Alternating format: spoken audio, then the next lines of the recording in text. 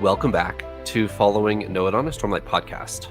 This week is episode 220, and we are in chapters 3 through 11 of The Sunlit Man by Brandon Sanderson. Paul, how are you?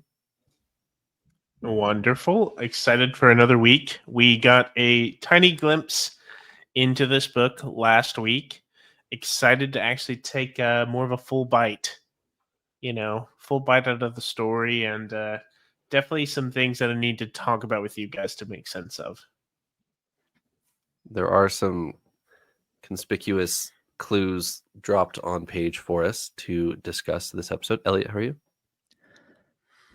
Our listeners, maybe on Spotify or places like that, are not going to see me emphatically nodding my head when Paul says I need to talk about this with others, because this is a dense book in the sense of there are so many little clues and hints and references all over the place. There's no like big thinky sections necessarily. There's a few actually that go a little deeper. There's no big philosophy yet, but so many little bits and pieces that I feel like I can't digest them all. I just have to keep reading and maybe understand it all later, I hope. Did you guys catch who the acknowledgement was for this book as opposed to the other secret projects? Or the dedication, I should say. I don't think I did. I don't think I did either. I probably heard it, but I do not remember. So the dedication for this book is for all of you, the fans of the Cosmere, who make my dreams come to life. Whereas the other two Cosmere books were specifically for Emily, his wife. So, yes, there are plenty of very cool little seeds thrown at you as a Cosmere fan. If you've gotten this far to read Sunlit, I think Sanderson has just decided to go a little crazy with all the things he can throw at you. So, with that in mind, let's roll intro and then get a brief plot summary from Eliot.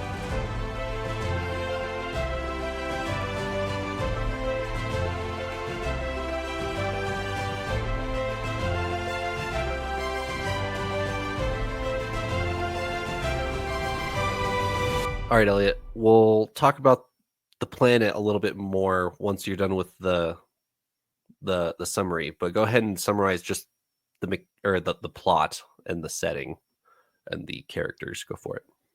Okay. I'm going to attempt to. As I just mentioned, there's lots of little nuggets and bits of important pieces thrown in. I'm not going to try and touch on all of those. So I'm intentionally going to skip quite a bit and try and just hit the high points to give you some context about the story that we're talking about here. And then we'll get into some of the more details as we go.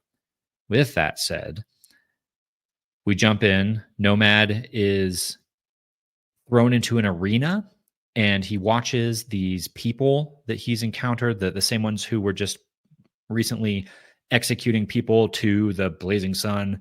They chase them around the arena. They catch some of them. They re-imprison a few of them.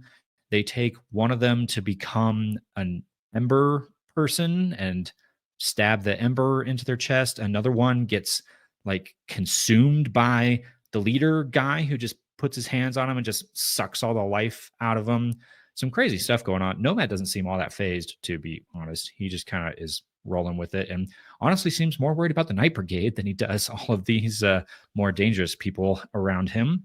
But in the midst of this, some apparently rebels kind of break into the scene. They're under attack, and these people are jumping out. They end up grabbing a few of the prisoners and running away. They end up taking Nomad with them. He kind of forces them to take them with them. So Nomad is off with these other strange people who have come in. He runs off with them, learns that they are indeed a kind of rebel group who have broken off maybe from these other people, and that they are from Threnody, and learns more about them. They seem a rather religious type of folks. He's learning a little bit more about the planet kind of as he goes. He's soaking in bits and pieces about the world that he is around. He's learning about the power sources that they have. They've got these little ships and hover cycles and cool little stuff that all seem to run off of these little power cores that they've got. He does eventually manage to get enough investiture in him to create a connection to the planet to be able to speak the language. And that doesn't come till chapter 7. So we spend a solid 6 chapters of this book not really getting to learn these characters because Nomad can't speak to any of them.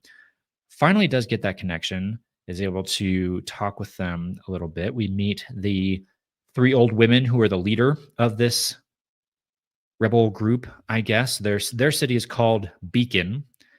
And the greater good are these 3 old women who are leading the team. They're just trying to survive. They're hiding in the storm from the Ember people and the scary warlord guy.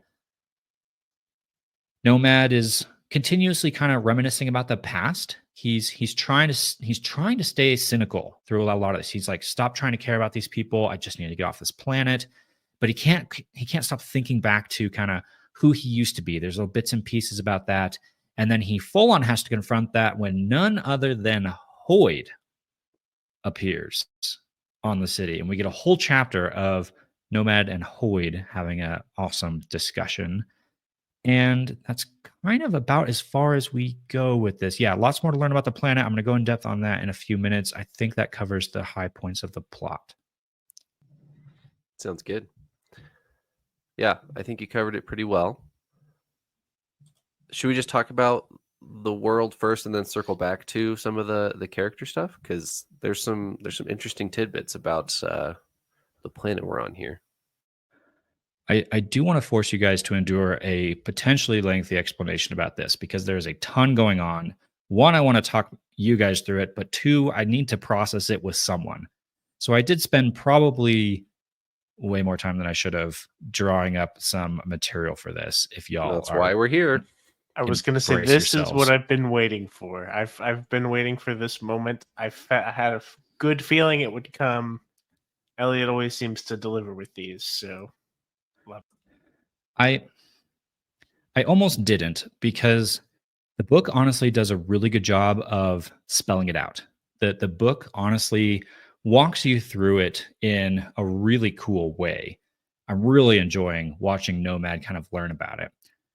But to try and put it all on one page, which for me, I'm a visual person. I love reading books, but I also love when I can see it in either artwork or diagrams or whatever. So I just had to draw it up, had to sketch it up. So Trevor, bring up on the screen here with your editorial magic the image that I just sent you in the Discord.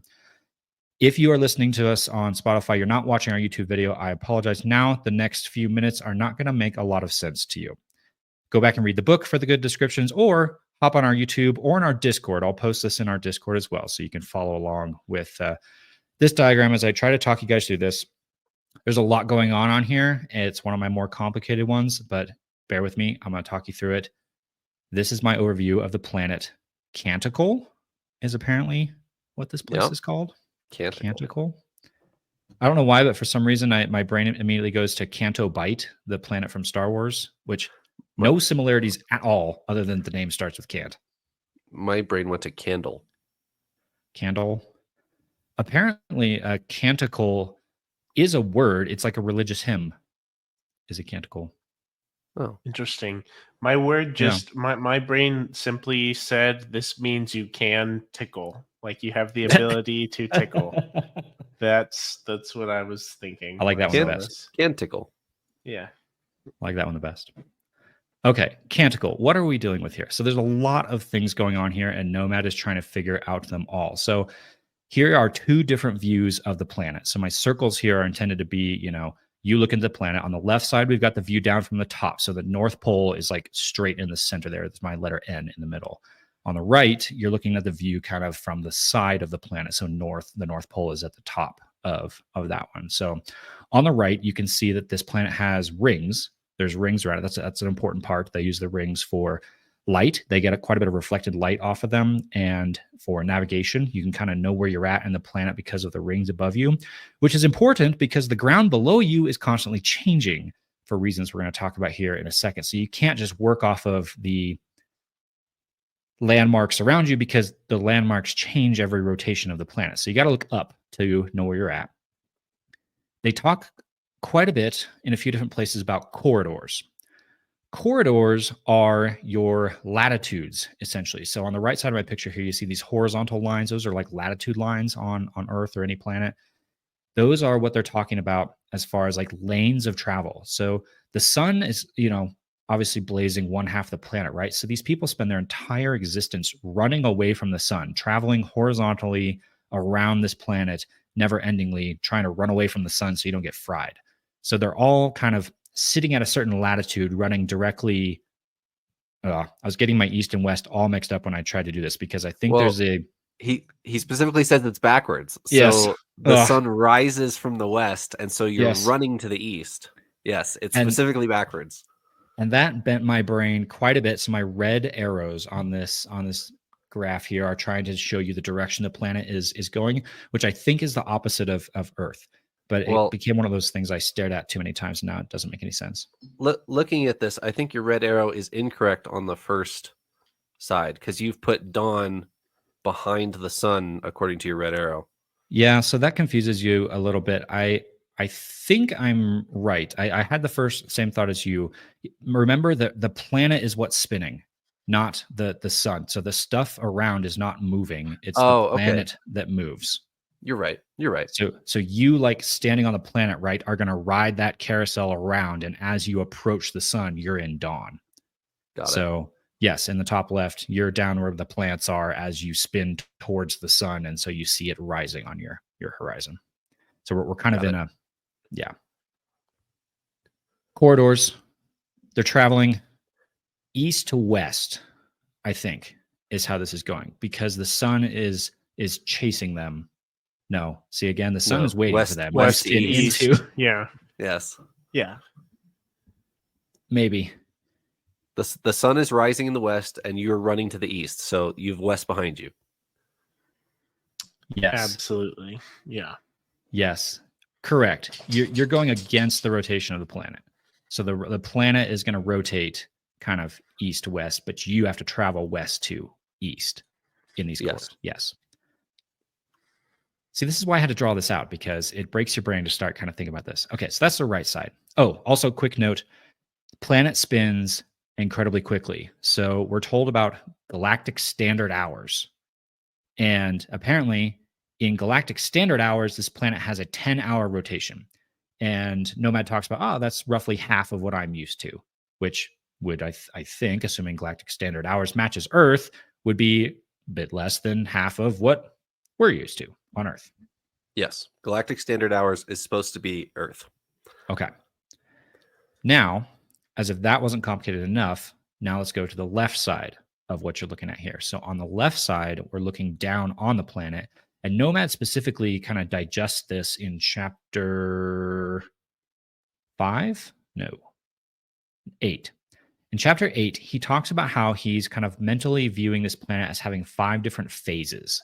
So there's 5 different like zones of this planet, and very specific things are happening in each one of those 5 zones. So I've divided the planet up into 5 zones. Now, in reality, I think I've maybe drawn this not quite to proportion, because in reality, the sun should hit like roughly half the planet. So I think the sun zone is actually probably the entire left half of the planet, and the other 4 divide up the other half. So that maybe will be a little inaccurate here, but you can still get the gist of it. There's 5 zones here. There's the sun. That one's pretty self-explanatory. We've got this super invested sun that just scorches, melts everything out of existence in that zone. Just apocalypse. Going counterclockwise around, we talked about it a second ago, is dawn. So, and that's where Nomad woke up at the beginning. That's where the sun is about to get you. It's coming up over the horizon. And in the dawn section, they talk about how the plants grow ridiculously fast because they're starting to get that sunlight. They're starting to get that huge dose of investiture, which causes plants to grow like to full maturity in 30 minutes or something like that. Is the gist of this. They go and they plant seeds, go stand and take a water break, and then come back and harvest them. And that's how they get food. There's also, wouldn't that be nice? Right? There's also a fascinating bit in here, which I'm still extremely baffled by. There's some artwork. Paul, have you picked up the physical book yet? Okay, yes, I have. Yes. I have There's- just simply to go look at the art. This might be slightly beyond the chapters we're talking about for this episode, but I'm going to cheat for a second and talk about it. There's a piece of art that shows them like looking out over the planet, and they see the grass and stuff growing, and there's animals like deer and antelope running around.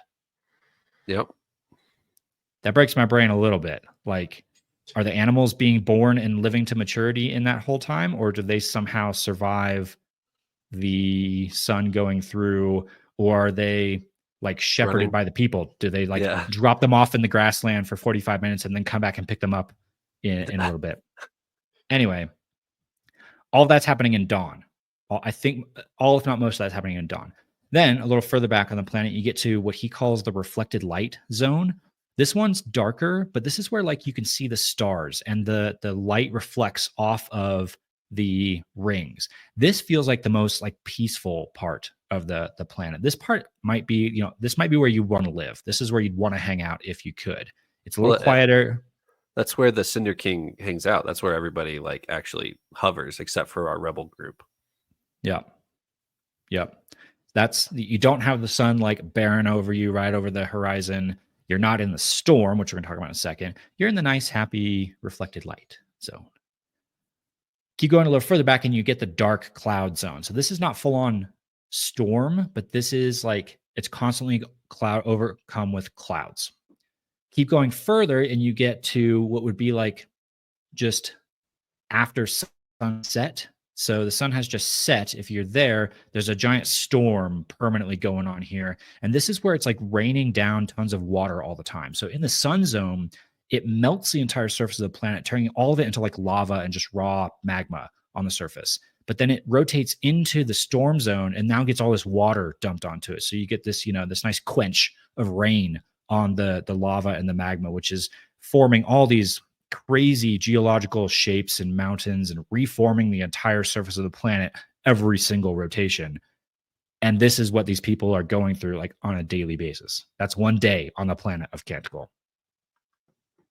One more fact before you guys throw questions at me or we spin off in whatever discussion we want to. The planet is tiny. We don't know how tiny yet. I looked for details and they didn't quite have any measurements yet. There's a few questions on it, I think. But the planet is super small, but has a regular-ish gravity because of a super dense core. Nomad at one point talks about it could only be that dense if it's invested somehow. So somehow at the middle of this planet, which is my kind of light blue circle on the left here, there's something in the middle of this planet that is magically over dense, creating enough mass to create regular-ish gravity on like a moon-sized planet. That is the entirety of what I think is going on here. I want to caveat this super quick with saying I've only read half the book.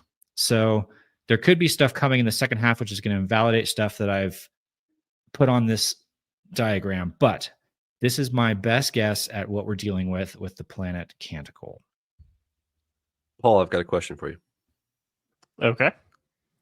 Would you rather live here or on Threnody?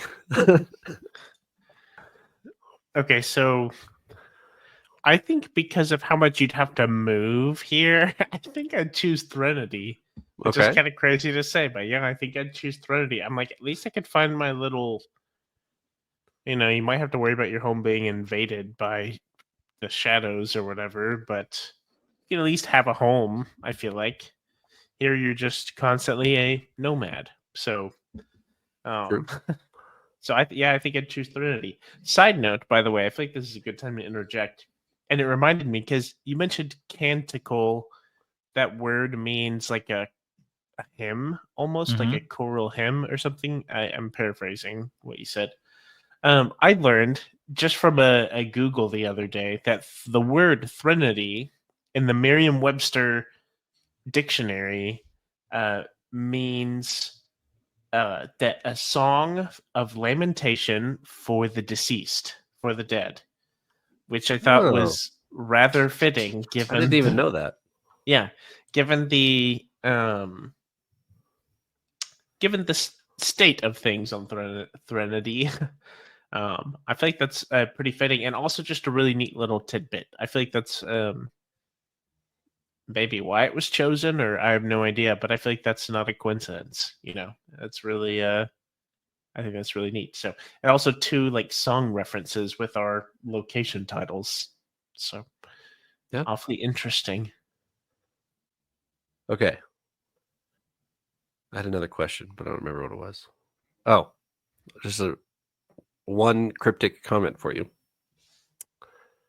On your lovely visual here that you've created, which is great. You did a great job. I really appreciate when you do these. There is one key thing here that you are incorrect about that I'm not going to tell you. And so you get to try to hypothesize on what is Nomad and by extension you missing. I already know it. I Okay. definitely know this.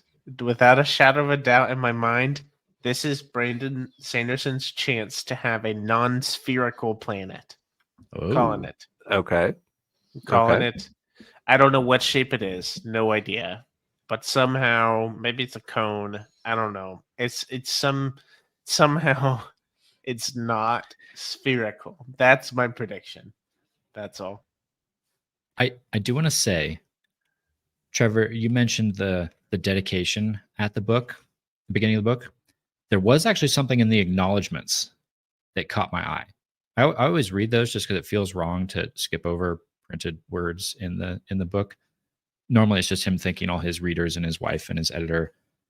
There's a special thank you in the acknowledgments. I'll just read it. A special thank you goes to Dr. Joseph Jensen for his help with the astrophysics, as this one is a bit of a doozy as far as that is concerned. There you go. I read that as like the 5th or 6th sentence into this book and was like, yes, this is going to be a good book. All right. Let me ask you guys this question. I remembered what my earlier question was. Brandon's got a thing for world building, right? He thinks of worlds all the time. That's part of his podcast is him and Dan Welsh just sit there and talk about crazy world ideas for, half an hour. Has he gone too far? Is the world a little too in your face on this one? Paul, you're muted. Whoops, you're right. Okay, as wild as this world is, I don't think it's too far at all. I think it's very far in the this is not too far. However, I will say we've had this discussion with some previous books, with I think all of our secret projects. Is this a place that this is a book you would hand to a first-time reader? And that's an overwhelming no for me so far. Overwhelming no.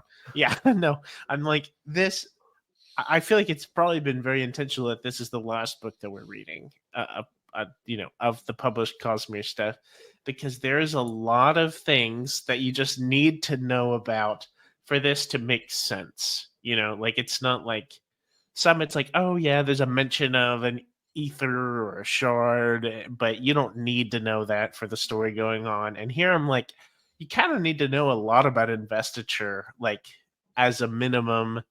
Like you've got to have your prerequisites in order to pick this book up so far. That there is a debate on exactly how many prerequisites are for this book, and if there is anything you can skip, let alone. So I think the list of prerequisites is larger than the list of stuff you don't need.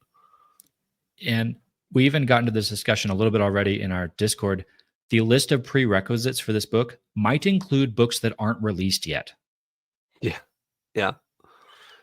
There's already, I can tell, a healthy debate going on about are there going to be spoilers for things like Wind and Truth in here?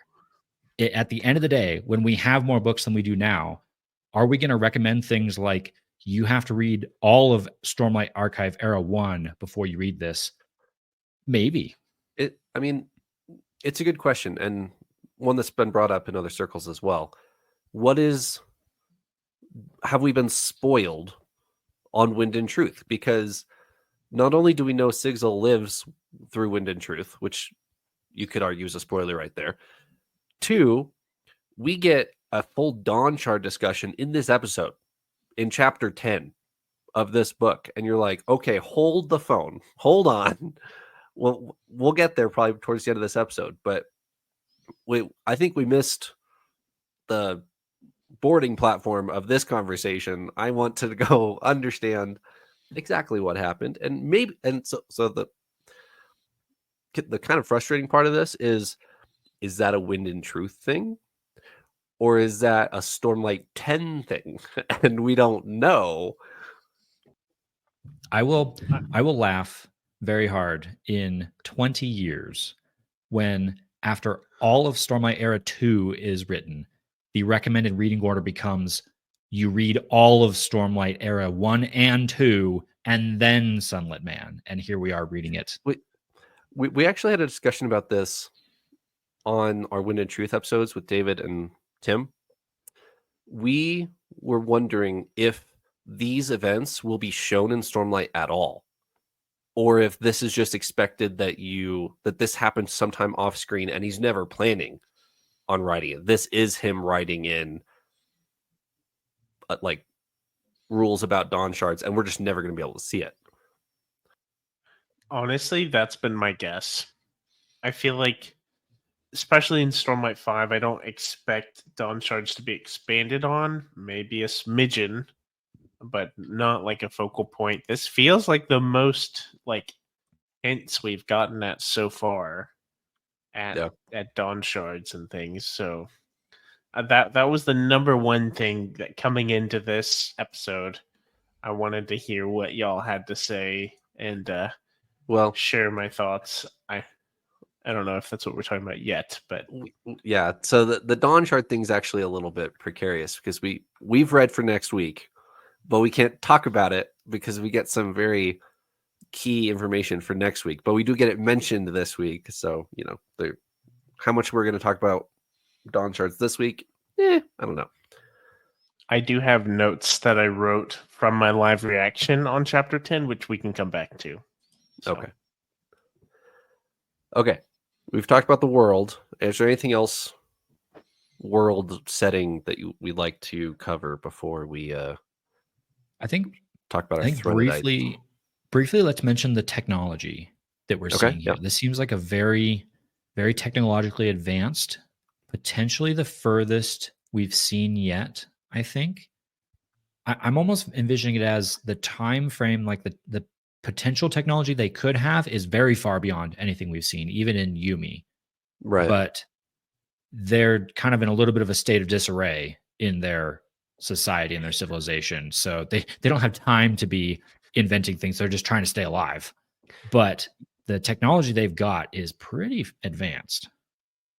Yeah. It's actually interesting that you mentioned Yumi, because without Yumi, I would say absolutely. Like, hover bikes and blasters and all sorts of cool stuff. But they're missing some very key fundamentals of like society. They're missing an actual city. They just have kind of a hodgepodge of hover bikes, and that's their town. So I like what you said there. The potential, absolutely. Once they get their ducks in a row on this planet, they're a player in the Cosmere for sure. That they got to figure out the sun first, though. So they've got tech. They've got these cities that split apart into pieces, which is really kind of cool. It's almost like everyone owns their own little individual ship, but just in general, they connect them all together, bolt them all together, and form this big conglomeration where each individual ship contributes its own thrusters, and the whole city kind of floats, which I realize is probably what's being depicted like on the cover. If you look on the cover, there's these little like floating city little things. That's got to be these floating cities that these people have. But it's also mentioned that there's a bunch of different people groups as well, maybe like a lot, who all have their own individual like city state things that are floating around. So kind of crazy there. Their own corridors, which we already mentioned this, but I think that's actually really cool that you call the place where you live your corridor, not like your private property, but your private latitude. Or would that be a longitude? Longitude. Yeah. Let's talk about that for a second, actually, because that's the only way for each one of those like country territory lines to include part of all the different phases. Right. Like you have to have an entire corridor if you want to be able to have dawn and reflected light and dark clouds, right? If you want farmland, but also safer spaces and water coming from the rain, the storm, you have to have all of that. So you have to have this narrow band. All the countries have to be these like narrow bands along the latitude lines, which is kind of crazy. And then there's a mention in here somewhere about the big bad guy, Cinder King. That is mentioned in chapter 11. Cinder King. Yeah, Cinder King. Rebecca mentions him by name, like right off the bat. Yeah, we're gonna get to that other name here in a second. But Cinder King, he controls the equator, which I had to real quick on that. Interesting that that's his choice. I think I can see why, because that would be by far the largest country. I'm doing my air quotes over like country. You'd have the most control of space and resources because the equator is going to be the largest corridor by far. Up towards the pole, your corridor is going to be pretty tiny. But there's an interesting fact about the equator. At the equator, that is where the sun is going to move the fastest. Yeah. The sun circles the planet in your 10-hour rotation, no matter where you are. So if you're at the equator, the sun, the dawn is going to move way faster than it does at the poles. So you better have pretty good ships if you're going to be at the equator, because you're going to have to move much, much quicker to get away from the sun than you do up towards the poles. So more resources at the equator, but a bit more dangerous as well. Yep. Same amount of time to cover way more distance. Exactly. Right. Okay, so I didn't think the name Rebecca was a controversial pronunciation of this word, but when I mentioned this to Eliot earlier, he had no idea who I was talking about. So Eliot, it's spelled Rebecca. I don't know how else you're pronouncing this name. No. So Nomad makes friends with a local and is spending a lot of time hanging out with her. Her name is obviously Rebecca. It's not that hard. It's just a funky spelling of a very common name. I'm putting like a German E on the end. You ever seen something like those German words that have an E on the end that you kind of like pronounce with that eh? It's just Rebecca. Right? I would go down the path of like Rabik before I'm about to say Rebecca. So Rebecca. Yeah, don't even start me on this Rebecca nonsense. Not buying it. Well, actually, according to the audiobook, he does say Rebecca in the audiobook. She's not. I don't she's know not if that's... from Cell. You don't say every syllable you see or every value Z. Because if she was from Cell, I would agree with you that it would be Rebecca or Rebecca or whatever. I'm gonna plant my stand. I think I'm gonna rebel on this one. I'm gonna call her Rebecca. And I even asked you guys who the audiobook reader was, because if it's not Michael Kramer, then it's not canon. And therefore, this audiobook reader, I apologize to whoever this is and to Brandon. They're just wrong. It is definitely Rebecca. I'm gonna call her that, and you can't stop me. Fair enough. It would be William Demerit, who is the audiobook reader for this one, which actually, in the live stream for this early chapter release, he mentioned that they were beginning to branch out from Michael Kramer and Kate Redding on purpose for Cosmere books because they're preparing for Michael Kramer and Kate Redding to retire. So they're exploring other options and getting our spoiled ears attuned to other people who can voice the Cosmere, which I don't know if I'm ready for, but you know. Okay, so the Threnodites, which Sigzil or Nomad actually comes to this conclusion before even talking to them. He listens to their conversation for about 2 pages and then comes to the conclusion, oh, these are Threnodites, because he hears the name Rebecca which we'll come back to in a second, which doesn't fit here. Divinity, zeal, solemnity, divine, and then there's the head three ladies who are like compassion, the greater good, Yeah. compassion, and something else. confidence, and something. Yeah. Anyway, so he talks to Auxiliary, and Auxiliary says, "Oh, did you catch the names?" And so they both come to the conclusion that they're Threnodites, or they're from Threnody, or at least they were at some point. All right, let's talk about Shadows of Silence in the Forest of Hell for a second, gentlemen. How much do you guys remember that book? A bit minimally, honestly. I remember the setting. I could kind of picture the world maybe, but storyline, it's been a minute. It's been a hot minute. I remember shades everywhere. You have to like be quiet and don't spill blood or their eyes turn red and they come after you. You need silver to like ward them off. Yeah. That's about it. I feel like these secret projects are Brandon exploring all those cool ideas he had back in Arcanum Unbounded, but not like directly. He's sliding them in Tress and Yumi and Sunlit. Like when I opened this book, was I expecting to need to know about Shadows of Silence in the Forest of Hell? No. But do I need to? Yeah. Like it's pretty important to know about that short novella that I would guess the casual Cosmere reader has not read those like quick novellas in Arcanum Unbounded, but they seem to be becoming more relevant as we go further. So yeah, so we've got a Threnodites. They are on their little guerrilla force rebellion thing and called Beacon, and the main city is called Unity. Union, yeah, Union, Unity, and Beacon. So Beacon is our little rebel ships, and that's kind of where we leave Nomad at the end of this episode. We'll talk about Hoyd. Hoyd shows up on Beacon by the end of this episode, so we'll talk about that in a second. But yeah, we've got our ships that are disconnecting, reconnecting, and they talk about some of their economics and stuff like that. So yeah, anything else? I want to talk about Nomad before we talk about Hoyd, because Nomad's going through some stuff.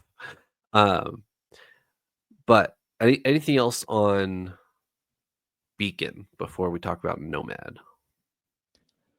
We should probably, maybe now's the right time, maybe it's later, to talk about like what they're doing aside from just trying to survive.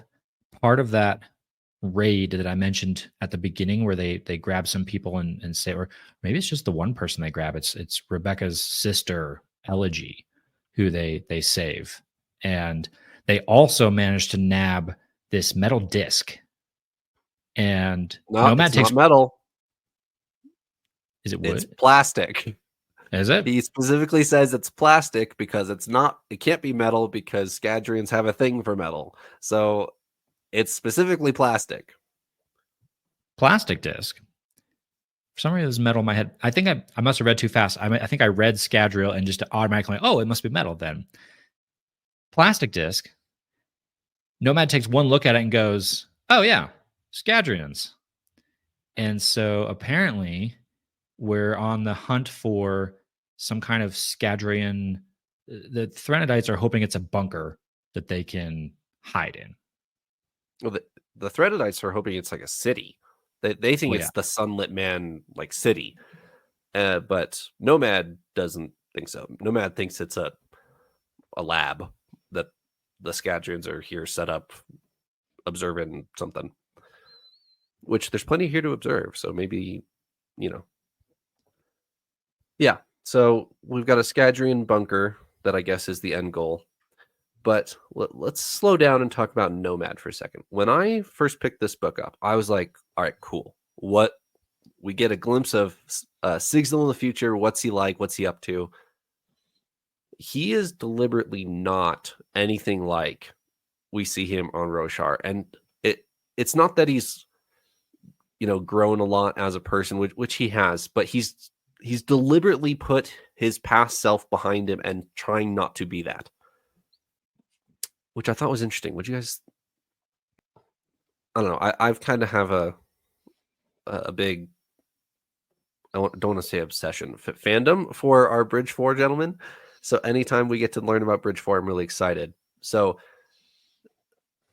learning that Sigzil is nothing like he was on Roshar kind of hit me pretty hard. I was like, oh, that's unfortunate. Did you guys have any reaction to that at all? I did a bit. So it's become pretty apparent that you're right, that this is not the same Sigzil that we see in Bridge 4, right? It's made very clear that obviously a lot has happened, a lot has changed. There's a lot of tidbits in these chapters, especially what I'm thinking of is chapter 10, when Hoyd talks about the Dawn Shard, how like Dawn Shard saving the Cosmere. There's a lot of major things mentioned, and it's obvious that Sigzil is not playing the same game he is when we see him in his story, Right. And so I've had less of the feelings and the desire of like, what can I learn about Sigzil as the character that I know him as, but trying to piece together what has happened to get us here. I'm sure that's the questions most people have, right? Yep. That's the big question. What the heck has happened to get Sigzil here with the Dawn Shard maybe running around? Who knows?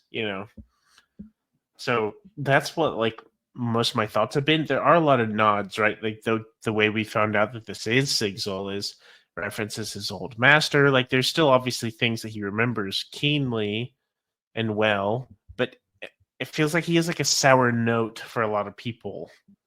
That's not what we're used to, and I take it as fully just fatigue and the struggle of this whole skipping, running from the night. What is it? The Night Order or whatever. Brigade. Night Brigade. Over and over and over and over. Like he's just kind of. I almost picture this like how I imagine the descent of the Heralds may have been. Like a never-ending trial that is just slowly chipping him down, So Before Trevor reads some quotes, because I think he's going to read some quotes. I am. A couple of things I've noticed that are sprinkled throughout is, like you just said, Paul, these references to stuff that we can pretty quickly pick up on maybe what he's talking about, but you're right. It comes with this like almost sour taste to it. And I can't tell if that's like a satirical or sarcastic, like affectionate reference. Like one example would be in chapter 6, there's a sequence where he's rising up through the air. And he talks about like this clearer air, this breath of fresh insight into what's going on. He's like, oh man, almost like I was airsick. Oh wait, no, that's going way too far. Can't, nope. Clearly like a reference to Rock always making fun of all the airsick lowlanders who have too much oxygen in their brains. But I can't tell if it's like, he's almost like joking with himself, like he's affectionately remembering Rock, or if it actually is like he's burned his bridges or something terrible has happened and he does not like the memory of these older acquaintances and connections that he had. Yeah. I won't answer it. Instead, I'll read 2 quotes that I would like to highlight about kind of where Nomad is mentally. One is in chapter 4, and it picks up with this. The crowd cheered as Glowing Eyes raised the second spear. The poor captive screamed a piteous sound, pulling against his captors. Not my problem, Nomad told himself, closing his eyes. But he could still hear. And somehow, in shutting out the light, there within the blackness of his own design, he felt something of the person he'd once been. Words once spoken in a moment of glorious radiance. Damnation, he thought, as the man's terrified shouts shook him to the core. Nomad forced his eyes open and ripped his right hand out of the manacle, his supernatural strength shattering the thumb and tearing the skin along the sides of his hand. He raised the bleeding hand above his head and to the side, then summoned auxiliary. Holding the hilt with only his fingers against his palm, Nomad whipped his hand forward, throwing auxiliary to spin, flashing and glorious through the air. Huh, auxiliary said in his head. I thought you couldn't do that anymore. He'd intentionally aimed away from glowing eyes as he threw. By not threatening anyone, Nomad could avoid triggering the torment. That said, it had been a while since he'd seen the full blade, been able to access it in all of its glory. As he'd hoped, Glowing Eyes was stunned by its spectacular apparition. He gaped at the sword in confession. And then another quote in chapter 11, which is where we end the episode. This is Ox speaking first. I remember revelations in light, transformations. Those were rare days, Nomad said, shifting his gun against his shoulder. Most change doesn't happen with a revelation in light, Ox. Most change happens as slow, steady slide toward the pit, like how we age, step by shuffling step toward the grave. You don't age anymore. My body might not, but my soul sure does. It's been rounding that pit for years, step by step. We wear away. Ideals are like statues in the wind. They seem so permanent, but truth is, erosion happens subtly, constantly. And another quote that I didn't read, but I do want to highlight as I talk about this. Nomad brings up destinations when he talks to Hoyd. And he tells Hoyd that destinations matter, Hoyd, no matter what we say. And Hoyd comes back with, well, nobody ever said they weren't important. And then the implication is, people just said that the journey was more important. But anyway, I really like this idea that we have an ex-Knight Radiant, obviously. Maybe current Knight Radiant. We don't really know what's going on with auxiliary, but there's clearly something going on with Sigzil's oaths. And to see Sigzil live long enough to change as a person to not care about those oaths anymore and to erode those oaths, I think is a really interesting idea. That, yeah, you can swear the fourth ideal when you're young and full of life and willing to protect all of Bridge 4. But what about when you're 375 and Bridge 4 is all dead and those oaths don't mean anything to you anymore? What happens to you? The more you talk and the more I think about what Paul said a minute ago, the more this is actually becoming really fascinating for me. This is a really cool take on immortality. Paul, you compared it to heralds. We've seen these heralds who, as far as we know, were pretty stand-up folks back in the day. They might have even been the pinnacle of virtue and heroism. And yet we've seen their decline into madness and twisted worldviews over the course of millennia. Here we see Nomad, Sigzil, maybe kind of along that path where he's on that decline. I kind of think about this as a maybe comparison to like Tolkien's works. In Tolkien, right, the elves are immortal, but largely kind of as they go about their immortal lives, their knowledge and their wisdom just increases. The oldest of the elves are the wisest and the most revered.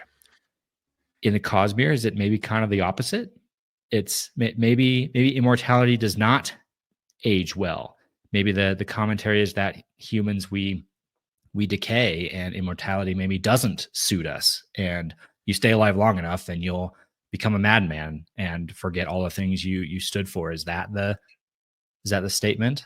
I'm now thinking these thoughts. It is interesting, Elliot. I feel like it's definitely not the linear or maybe Sure. logarithmic increase or something that you might see with Tolkien's elves, because that's what I would think of also. I think of immortal beings, the wisest, the most gentle, the most understanding, assuming they're a protagonist, I guess. But yeah, and that's been the biggest puzzling thing for me with the Heralds. I was so excited to meet the Heralds originally. If y'all remember when we were just reading The Way of Kings or something, that was my biggest wish. I wanted to meet the Heralds. I wanted that sage wisdom or awe-striking power, like they've honed their, fighting craft or something for thousands of years, and they're just the best. They're the strongest, most formidable force, and they were just lunatics. Like they were just crazy. And that was so wild to me. But it definitely makes sense, like given the context, and I think that's perfectly well and good that it's different, than what I'd expect. But yeah, I wonder if that's sort of what we're seeing here. I'm not going to go so far as to say like, yes, this is like Sigil is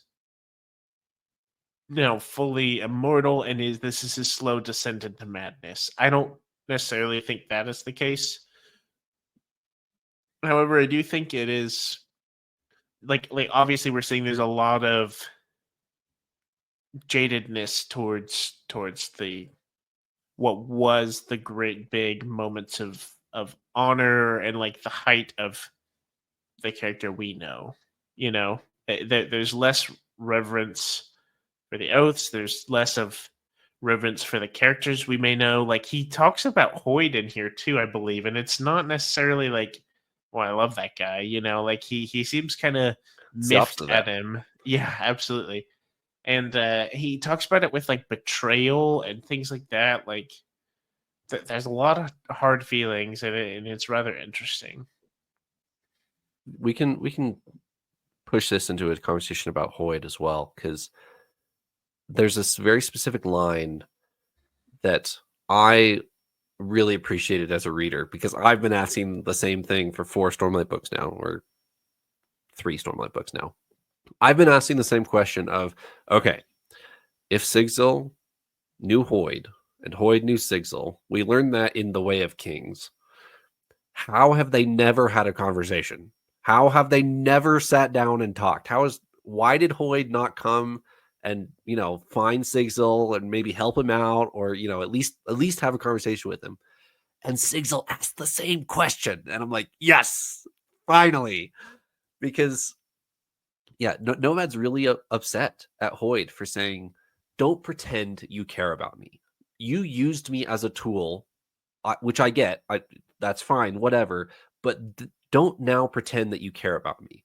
I lived in the same city as you for years, and you never came to talk to me once.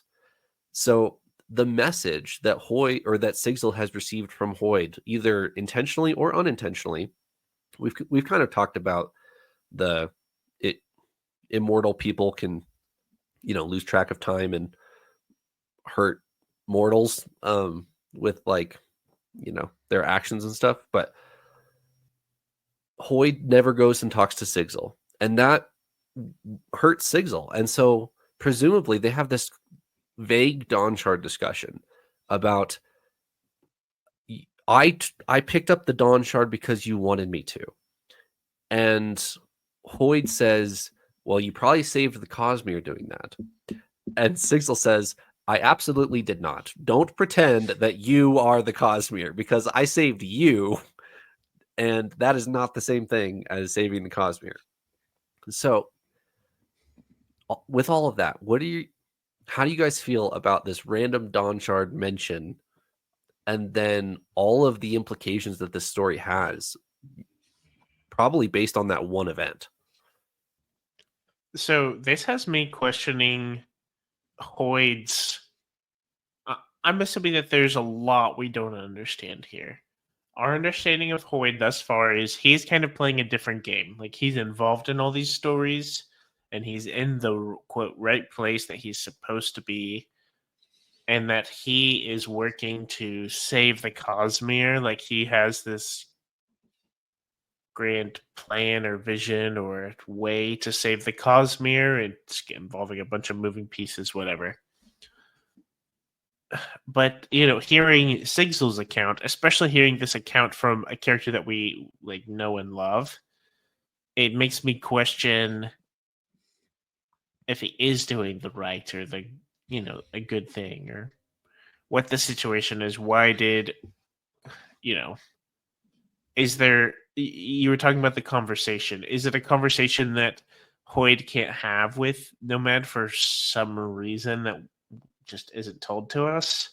I would hope that's the case if he's not, because I want to root for the guy, of course, but I don't know. It raises questions of that in my mind because we've seen him do a lot of good things, but not like, oh, I'm going to help do this good thing because I want to just help these characters out. It's more of working in his secret master plan or something. And so, yeah, I think I'm questioning a little bit more of Hoyd's ethics. I don't know. That's a interesting thing to talk about. But anyways, it just raises some questions for me. It does seem like we're putting a lot of weight on Hoyd being a good guy. To put that in the simplest of possible terms, do we trust Hoyd that all of his actions are going to be for the greater good? Because it definitely seems like Nomad doesn't see that right now. He sees that I was used and that I was the collateral damage, even if we saved the Cosmere or a lot of people. It seems to revolve around the Stawn Shard, but I think we're still left with questions of what exactly happened. Sigzel does mention that because of the torment, he can now use pretty much any type of investiture, which I thought was interesting. So in this episode, he draws out investiture from a speeder, like one of the hover bikes. And I was like, okay, so, like Stormlight, that makes sense. But then it came to that line, and I was like, okay, so is that then unique to Nomad? Can only Nomad use investiture like that, or could anyone, if they knew what they were doing, inhale the speeder bike core like Stormlight? Yeah, I was thinking of this too. In my head, it shouldn't be that crazy or hard of a thing to do. In my head, a lot of our world hoppers should be able to just use the investiture, but I think I'm wrong. I think there's a specific word that we've learned a fair bit about recently, and that's connection. Yeah. There's rules. You've got to have the right connections between yourself and either planets or shards or maybe both or whatever, potentially to be able to use the investiture. So it seems like Nomad has gotten some sort of state where he's got it all. But I would think for your run-of-the-mill world hopper, it's an initial question of, can you manipulate your connections properly, and then you should be able to use various forms of investiture. I would think. Right. Because Nomad specifically draws the investiture and then manipulates his connection, because he needs the investiture to manipulate. So I wonder if that is unique to him, and you would just need a connection to start with for everybody else. But there's another interesting comment there about things that are unique to him.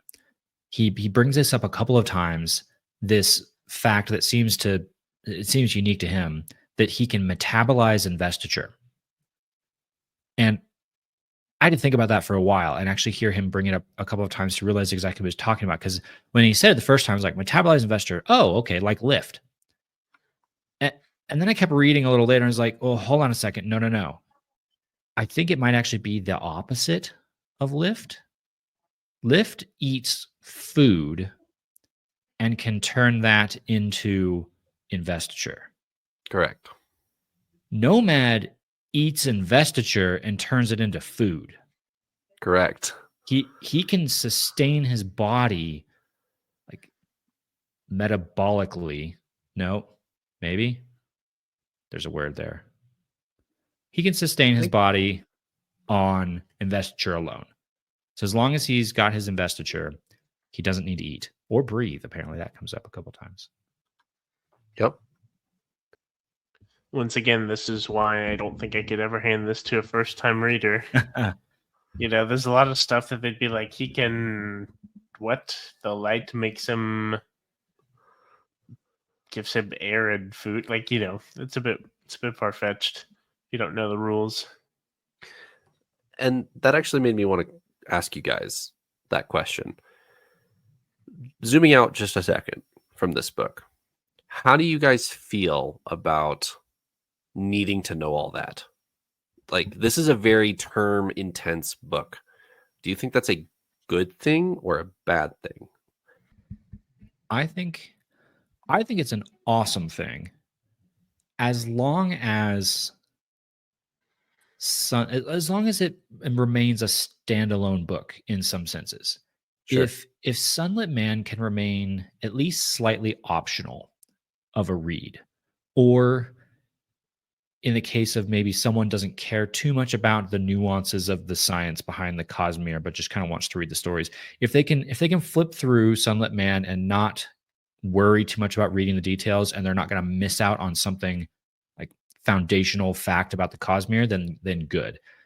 However, if there are like events at the end of this book that are going to be pivotal for the Cosmere going forward, maybe that could be a problem, in that there might be some readers who kind of get to this point, then get turned off by Sunlit Man because they're like, this is just way too technical, I can't do this, and then they don't pick up the rest of the Cosmere because of it. It's well put. Do you get overwhelmed by it, Paul? Honestly, a bit. I don't think it's... I've wrestled with this. This may be my number one question about the book, or maybe not even a question. Like for me internally, what I'm considering the most. Like, it is a lot, and right now I don't have a crazy investment into the actual plot at hand. I understand he's trying to reach his skip capacity. I'm assuming that's like the primary thing, but it feels like a big tangent of seeing a bunch of stuff, learning a bunch of stuff, a glimpse into the future of the Cosmere, maybe, and things like that. But yeah, honestly, so far it's felt like it's a bit much, but that doesn't mean it's not neat, and it's such a unique experience to get to read it with a lot of understanding that we've had from the previous books. So I have mixed feelings on this. I think this may remain to be determined as we continue reading. I like what you said there. And I remember you having issues with Rhythm of War. And we spent an entire part talking about siphoning void light out of a sphere. We spent like 20 chapters talking about that. I like it more here than in Rhythm of War, because this book is so unique. And Eliot, the point you brought up, as long as this remains optional, which I won't confirm or deny at this point, as long as this is for the Cosmere fan who's read everything, who goes to the signings, who is involved, as long as this is for them and not required reading, and all that said, I like it more here because it's this involved and it's unique. In Rhythm of War, I agree with you, Paul, that Rhythm of War is too much, even though it's less than Sunlit Man. Even though it's less than Sunlit Man, because it's in a main series, there's plenty of casual Stormlight fans who read Rhythm of War and was like, what was that? I feel like I picked up a different book from the first three. Antimatter and all that. Yeah. We're talking about anti-void light. Like, what does that even mean? I liked my swords and horses. Where'd those go? You're once again muted, Paul. Absolutely. You make a really good point, Trevor, that this is the place for it. This is the place to, I feel like we're on the playground. This is the place to let your ideas run wild, run free, reference all the things, do all the stuff, and I think that's great. You make a really great point. I forgot about that being that was probably my number one critique of Rhythm of War. It felt like a big lesson on investiture, on mechanics or whatever, all sorts of stuff. And I was like, where's the stabby part or whatever? Right. Like we have Ardents making nuclear bombs in the basement. Why are we talking about this? Yeah. I didn't know this was Oppenheimer and Stormlight together, Right. All right. Anything else before we close the episode? I don't think so. Tons of little questions and references, things in Nomad's just thoughts or in his conversation with Hoyd that seem to reference events that we haven't seen. So again, we're getting handed individual puzzle pieces with no indication of what the puzzle is actually supposed to be. So they don't really mean much now. I'm actually wondering if to really get as much as we could get out of this, it's going to require a reread. Like we just finished Tress. I don't really have any intentions of rereading Tress in the future. I might, for fun, when I'm maybe rereading the whole Cosmere, go through it. But there was nothing I passed by and I was like, ooh, I'm going to need to come back and reread this. There is a lot that we're passing over that I'm thinking, ooh, I might have to come reread this because there's all these little mentions and references to stuff that I don't understand. Probably gonna have to come back and mine all that stuff later, I guess. Let me share this with you as we close the episode. You are 3 episodes from being Cosmere current. So plenty of the questions that you guys are asking or noticing, all these random one-liners, are current Cosmere questions, are Brandon Sanderson signing questions that plenty of people are asking. So let's go ahead and close it there.